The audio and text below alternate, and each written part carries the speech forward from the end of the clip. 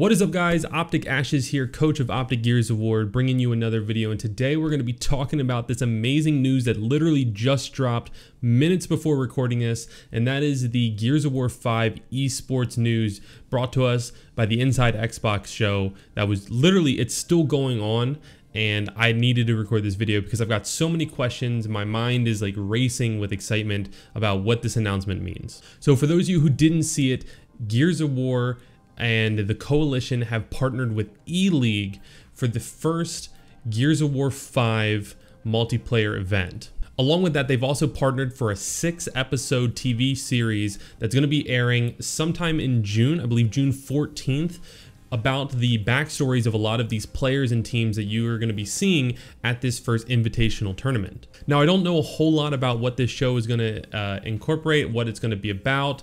I imagine it's going to be like a much higher quality or a higher production value version of the All Access series, maybe going into more depth and more detail about these players and their stories and what these rivalries within Gears Esports actually mean to the people involved. But enough about the show, even though that's super exciting and super awesome, and I'm really excited to see who they're gonna put on TV. I mean, we're turning Gears of War pro players into TV celebrities. It's kind of a crazy thing to think about.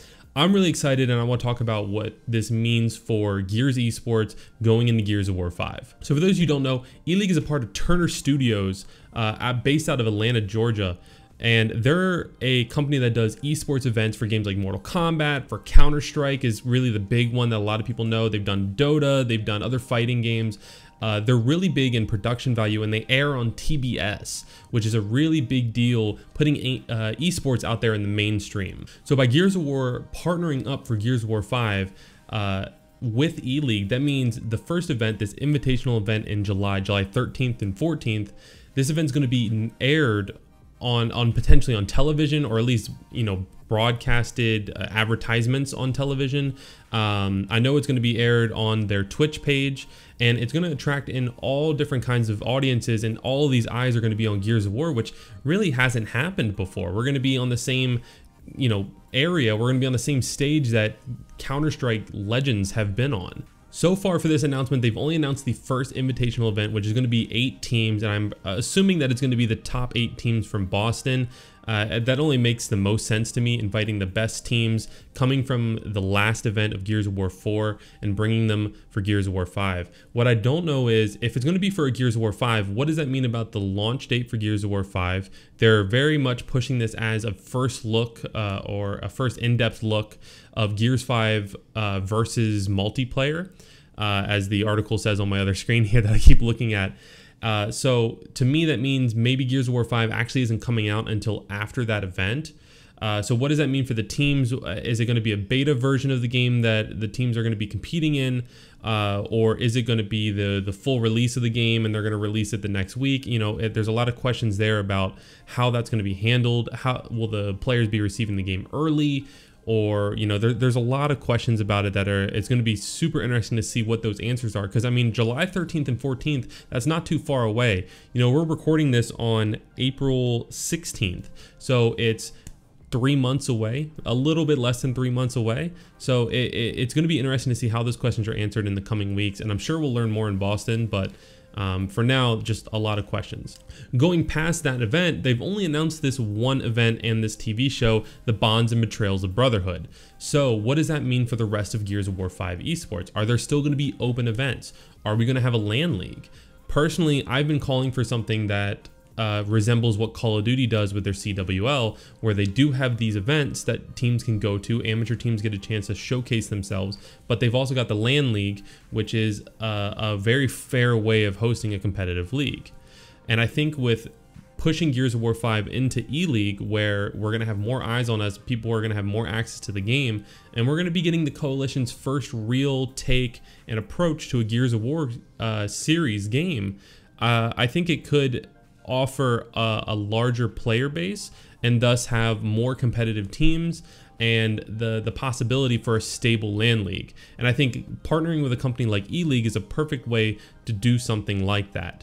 You have consistent broadcasting, you have great exposure for new orgs entering the scene who want to pick up teams of talent, and you've got a very stable way to keep exposing these players and just continue growing and building this fan base that we've been working on for the last 3 years. On top of that, what does that mean for the traditional open events?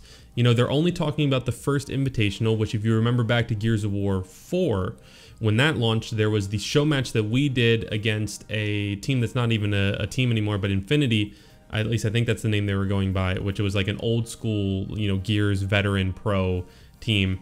And then they had the invitational at the very beginning of the season. You saw, I believe, 8 teams at that one, back like Envy, Energy, us.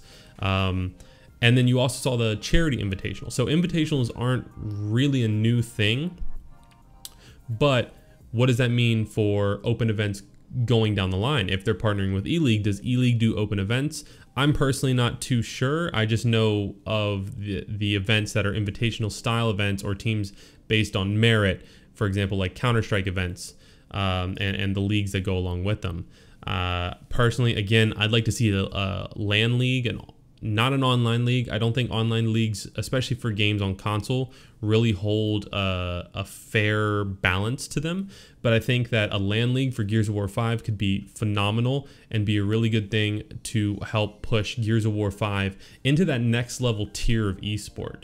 Especially if the game itself is well balanced and plays well and attracts a lot of people that way. I mean, it's a fun game and it has that learning curve. It just needs a little bit more than what we saw in previous versions of Gears. And I think Gears of War 5 can definitely provide that. So overall, guys, I am super excited. I think that this is an announcement, you know, that rivals when they announced Gears of War 4 was going to be with MLG. I think that, you know, having ELeague involved in Gears of War just puts Gears and Gears Esports up on that next tier. I think it shows how passionate the coalition and Microsoft are about pushing Gears of War as an esport, and that's really great to see, not only for myself but for the people involved, my players, the players on other teams, and everybody who's involved in making Gears Esports what it is. It's a huge like pat on the back for everybody involved. You know, that hard work is going into something, and you've got a development team that really cares about it and accepts that effort, acknowledges that effort that's being put in. So ELeague is a super exciting announcement. Gears 5 versus multiplayer. We're going to see July 13th and 14th. The first episode of this show about Gears 5 teams, or the teams behind Gears Esports, which again is entitled The Bonds and Betrayals of Brotherhood. That's going to be airing June 14th. So you've got a lot of things going on. It'll be interesting to see how they handle the blood and gore of Gears on TBS. It should be really, because Gears, you know, that's kind of another tier. You know, you see them handling Rocket League and Counter-Strike has, you know, violence, but it's not that level of violence. So that will be interesting to see, but nonetheless, super exciting announcement. It makes me very hopeful for the future of Gears Esports.